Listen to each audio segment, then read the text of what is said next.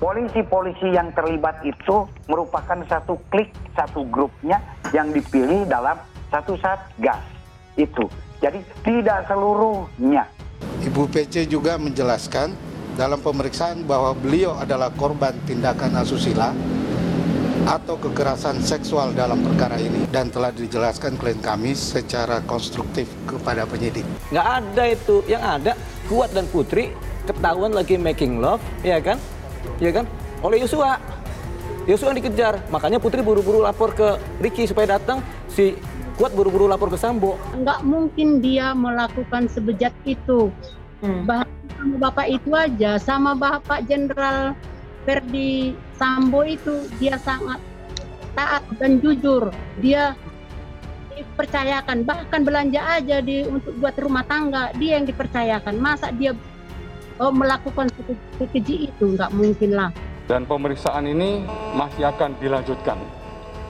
Jadi masih belum cukup. Malam hari ini akan dilanjutkan kembali dengan pemeriksaan konfrontir.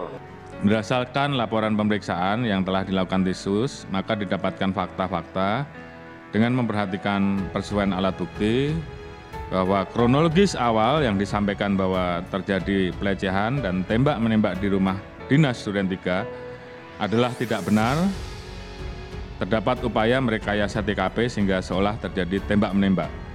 Kemudian peristiwa penembakan yang terjadi di Duren 3 diduga dilakukan dengan perencanaan lebih dahulu oleh saudara FS di rumah Saguling yang diketahui oleh saudara PC dan saudara Richard.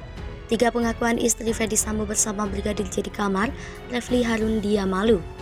Terkait kasus pembunuhan Brigadir J, pihak kepolisian telah menetapkan sejumlah tersangka. Tersangka dalam pembunuhan Brigadir J diketahui terdapat 5 orang dan satu-satunya wanita adalah istri Ferdi Sambo, Putri Candrawati. Berikut nama-nama tersangka kasus kematian Brigadir J. Mereka adalah Barada Richard Eliezer atau Baradae, Bribka Riki Rizal, Kuat Ma'ruf, Irjen Ferdi Sambo dan istri Putri Candrawati. Dikutip dari seputar Tangsel dengan judul Istri Ferdi Sambo akui hal ini dengan Brigadir J di kamar, Refli Harun dia ingin. Terbaru, Putri Candrawati diketahui memberikan 3 keterangan yang berbeda terkait motif di balik pembunuhan Brigadir J. Dalam keterangan yang pertama, istri Ferdi Sambo itu mengaku dilecehkan oleh Brigadir J. Pada wawancara yang kedua, Putri Candrawati kembali mengubah keterangannya. Ia mengaku Brigadir J tiba-tiba masuk ke kamar dan melucuti pakaiannya ketika berada di Magelang, Jawa Tengah. Sementara dalam keterangan yang ketiga, Putri Candrawati mengungkapkan adanya kontak fisik antara dirinya dengan Brigadir J di kamar. Mendengar pengakuan istri Ferdi Sambo itu, ahli hukum tata negara Refli Harun menduga ada upaya untuk membuat skenario agar hukuman Pasutri itu diringankan. Meski demikian, Refli Harun tidak menampik kemungkinan bahwa Putri Candrawati merasa malu untuk mengungkapkan motif dewasa di balik pembunuhan Brigadir J. Hal ini terlihat ketika ia terus-menerus mengatakan malu kepada petugas Lembaga Perlindungan Saksi dan Korban yang mewawancarainya. Lebih lanjut, mantan staf ahli Mahkamah Konstitusi itu mencurigai adanya kemungkinan bahwa Brigadir J dan istri Ferdi Sambo memang memiliki hubungan yang sangat dekat. Namun, ia merasa heran dengan kedekatan antara keduanya. Bukan tanpa alasan, selama ini Putri Candrawati diketahui telah menganggap Brigadir J sebagai anaknya sendiri. Mantan Komisaris Utama PT Jasa Marga itu pun kembali menyinggung kemungkinan motif istri Ferdi Sambo memberikan keterangan yang berbeda-beda terkait kasus Brigadir J. Menurutnya, kebenaran terkait motif pembunuhan Brigadir J nantinya akan terungkap. Kemudian, ia menyebut motif dewasa di balik pembunuhan Brigadir J menggelikan. Sadar dihipnotis Ferdi Sambo, para bawahan menangis, kini hanya bisa menyesali perbuatan mereka. Akting Ferdi Sambo berhasil membuat para bawahannya terhipnotis. Diketahui Ferdi Sambo sempat membuat skenario untuk menutupi pembunuhan Nofriansah Yosua Huta Barat atau Brigadir J. Skenario dugaan pelecehan seksual terhadap istri Sambo dan baku tembak yang menewaskan Yosua semula dipercayai oleh para anak buahnya di kepolisian. Setelah rekayasa itu terbongkar, kini para bawahan Sambo yang ikut terseret kasus ini hanya bisa menyesal. Demikiannya tergambar dalam sidang Komisi Kode Etik Polri yang digelar Kamis 25 Agustus 2022 hingga Jumat 26 Agustus 2022 yang berujung pemecatan Sambo sebagai personil kepolisian. Ini diungkap oleh anggota Komisi Kepolisian Nasional Yusuf Warshim yang turut hadir dalam sidang etik. Dalam sidang etik terungkap Sambo mempengaruhi para bawahannya agar percaya bahwa istrinya Putri Candrawati dilecehkan oleh Brigadir J.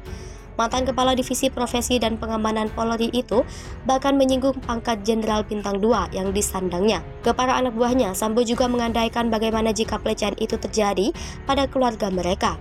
Yusuf mengatakan kalimat-kalimat Sambo itu seolah berhasil menghipnotis para anak buahnya.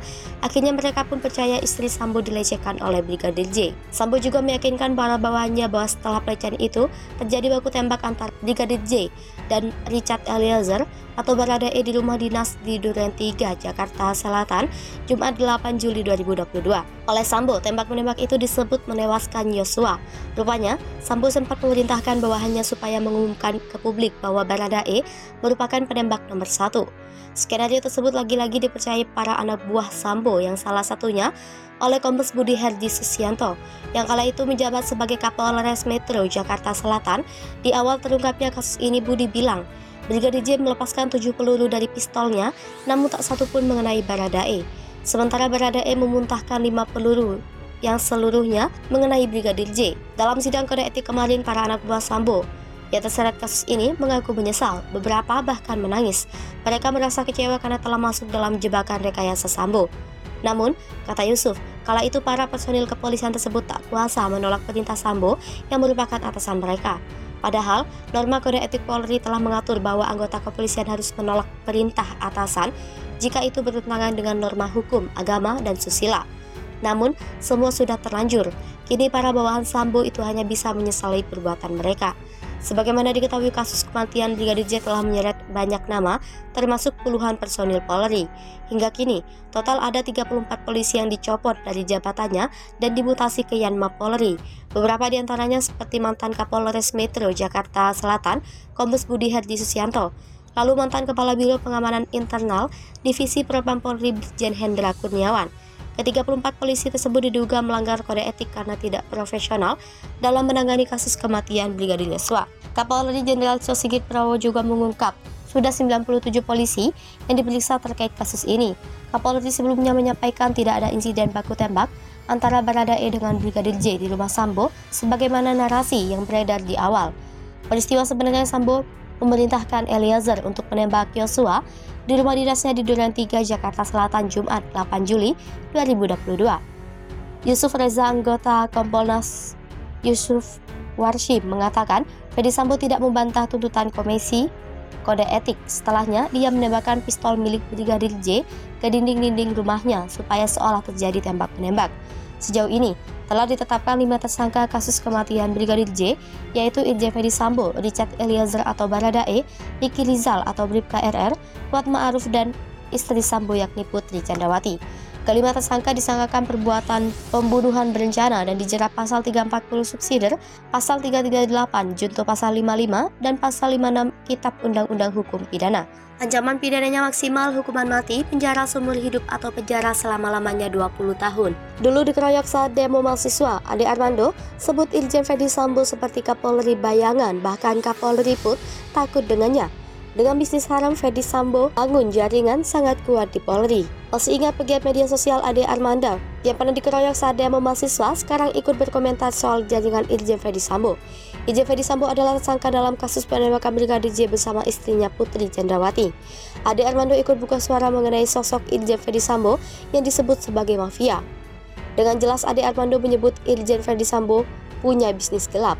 Menurut Ade Armando, mengutip akun Opposite 6890, dana yang dicapai oleh kelompok Irjen Ferdi Sambo ini bisa triliunan rupiah.